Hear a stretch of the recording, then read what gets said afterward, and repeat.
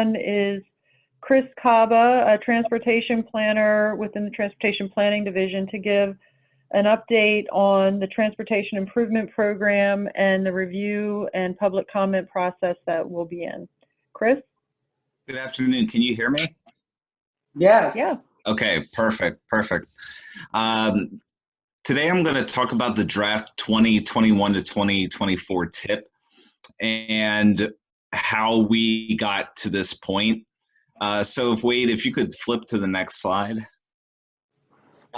York County at a glance. Currently, we have an estimated population of 445,000 residents as of 2020. We have 3,752 linear miles of roadway, and the total bridges that we have in our county, we have 661 state bridges, 240 local bridges over 20 feet, and 429 local bridges under 20 feet. Now, this means that we have a lot of work to do with a certain amount of funding. So we're going to get into where the funding comes from and how much we're going to get. So it should put that into perspective a little more. Really quickly, what is the Transportation Improvement Program? This program proposes where projected transportation funding sources will be spent for the next 4 years. It lists all the projects that intend to use federal funds, as well as state-funded projects that are regionally significant. This is a requirement under the Fixing America's Surface Transportation Act, or otherwise known as the FAST Act, and it encompasses highway and bridge projects, public transit, bicycle pedestrian projects, freight-related projects, intermodal projects, anything and everything under the sun. Next slide. Where does the funding come from? The federal FAST Act distributes formula-driven funding to each state. So we get a specific portion of the federal monies that come to Pennsylvania. We also get state transportation funding, which comes from the Act 89 legislation, which distributes funding to each area of the Commonwealth. So we get a portion of the federal money and we get a portion of the state money. And then we also have local funding from municipalities, developers, or companies used to supplement federal and state sources. Within the TIP, all the candidate projects must be fiscally constrained as well. Next slide. For the draft 2021 TIP, we have a total of 55 projects, 5 of which are new candidate projects. 38 projects are carryover candidate projects, and 31 of those 38 are actually bridge candidates. Within this TIP, we received a funding of over $143 million, with approximately $34.5 million in fiscal year 2021, $36.3 million in 2022, $36 million in 2023, and $36.4 million in 2024. Next slide. To coincide with the regular highway and bridge TIP, we also have an interstate TIP. The interstate TIP is comprised of a total of 6 projects, all encompassing the North York Widening Project. So that includes the North York Widening Projects 1, 2, and 3, Mill Creek relocation, so they're moving the creek to make way for this project, Market Street Bridge over Mill Creek, and they're also doing improvements to the Sherman Street and Eberts Lane Bridge. Currently, on the interstate TIP, we have funding of over $165 million for the same 4-year period, with a majority of that funding being used in fiscal year 2022 and 2023. We only have about $17.5 million for 2021, but then the next 2 years it jumps up to $41 million and $86 million respectively. And then in 2024, we kind of drop down again to $20 million. Next slide. I know this might be kind of hard to see, and I can get everyone a copy of this map, but this is a map of all the locations of projects and the different types of projects within the county for the 2021 TIP. And each project is numbered and labeled and can be looked up online using PennDOT's One Map system using the MPMS number that is shown in the chart. Next slide. Concurrently, we also have a draft 2021 transit TIP.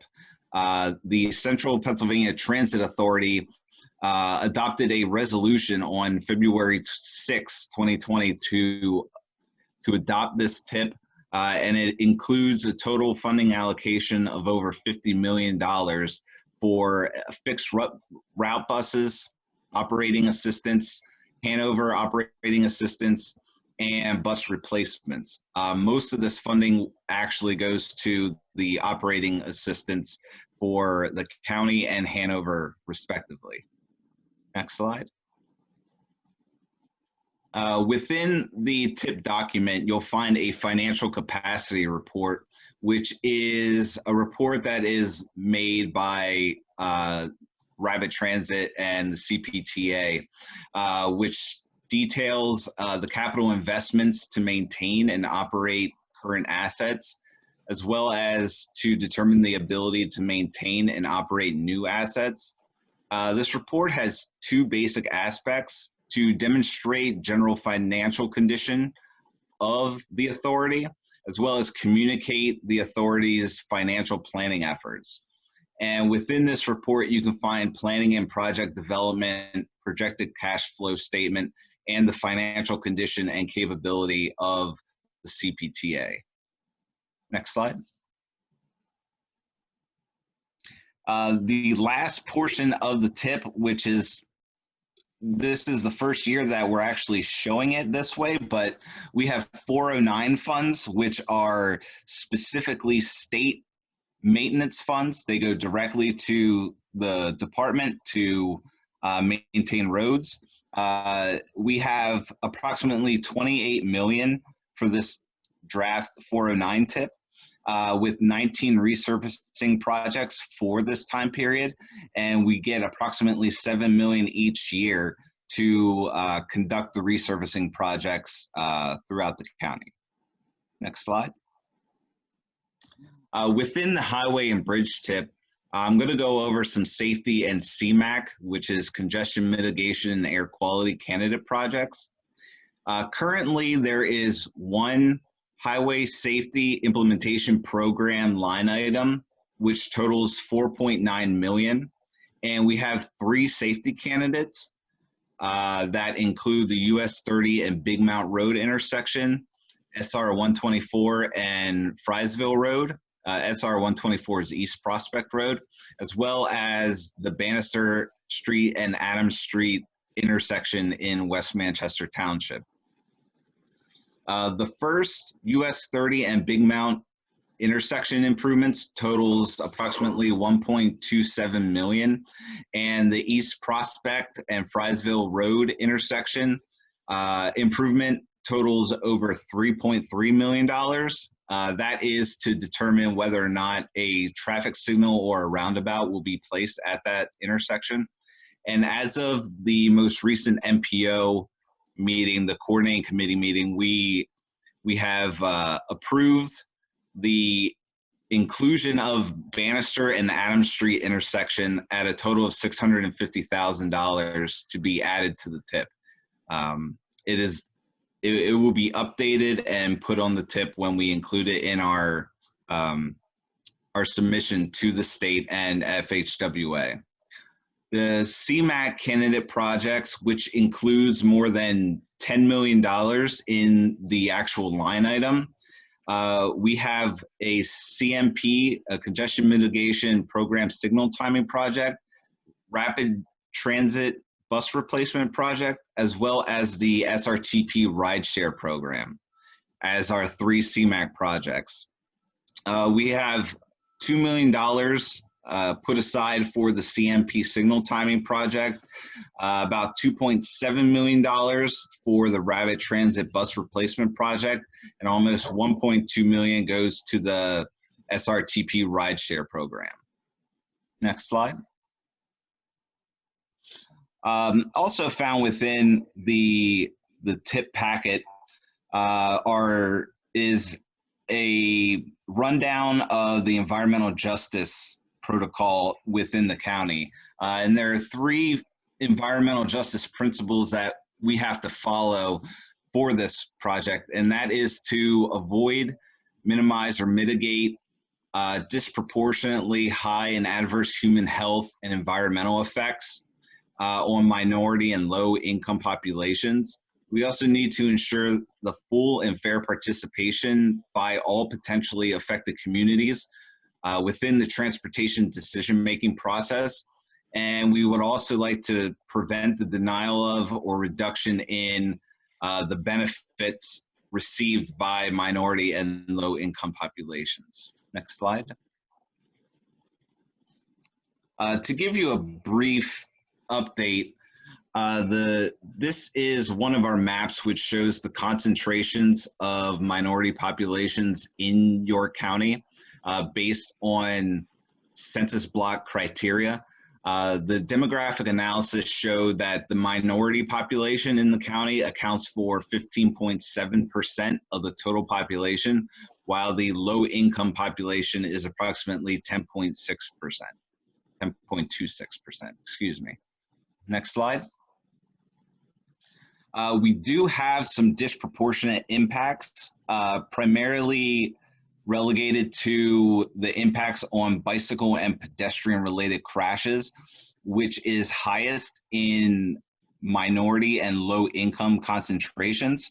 And we will be addressing these safety concerns through our next tip in 2023 through our long-range transportation planning process, as well as the upcoming bike and pedestrian plan. Next slide.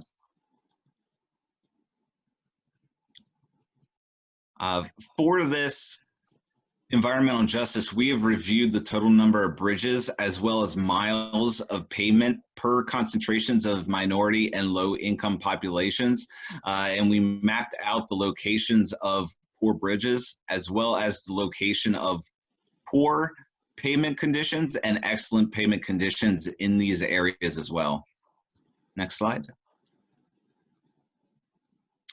We have also looked at the proximity of transit stops by environmental justice population and found that 1/3 of the minority populations and almost 1/2 of low income populations are found within 0 transit stops. So there is a large amount of patrons that are not near a transit stop at this time. Next slide. And we also have to calculate the benefits and burdens of the projects on the environmental justice communities. For the 2021 tip, the majority of the projects will not require any right-of-way acquisition. They will not displace residents or cause burdens on the mobility, access, or environmental health of any community. And we reviewed each type of project for this, which includes capacity projects, regular maintenance such as resurfacing, bridge projects, as well as non-motorized projects, including bicycle and pedestrian. Next slide. Within this tip, we also have a memorandum of understanding, which establishes procedures to be used when we revise the tip. An administrative modification is a minor change to the tip and does not require federal approval. However, we also have amendments which add new projects or possibly deletes an existing project or involves a major change to an existing project based on several criteria, including if the project increases by $3 million, if it negatively impacts air quality conformity, or if the project adds a new project, or deletes a federally funded project, or takes a state or local funded project and federalizes it 100%. So there are just some different things that we do when modifying the TIP post-approval. Next slide. For this TIP, we have to go through a public comment period, which we are in now. The 30-day public comment period begins today and will end June 18th, 2020. And we are utilizing online presence to solicit feedback. We will be corresponding with municipalities by giving them the draft TIP, as well as coming up with a survey using MetroQuest to solicit and receive feedback from residents. And we've made the TIP document available at the following locations: at the York County Planning Commission, Rapid Transit, and state representatives and senators' district offices. However, that is upon reopening of those offices when the public can actually see them. We also have the documents up on our YCPC website, and they should also be placed on our YAMPA website. And we have 2 public meetings which are going to be held. They begin next Tuesday, May 26th. We're hosting a virtual public meeting open house to answer questions and comments about the TIP from 6 to 8 p.m. We will be streaming through Zoom as well as Facebook Live to answer any questions or take any feedback and comments from the public. And then we will also be holding a joint meeting on June 4th with the YAMPA Technical Committee meeting, which will also count as another public meeting for the TIP. Next slide. Does anyone have any questions or comments? I am free to take them.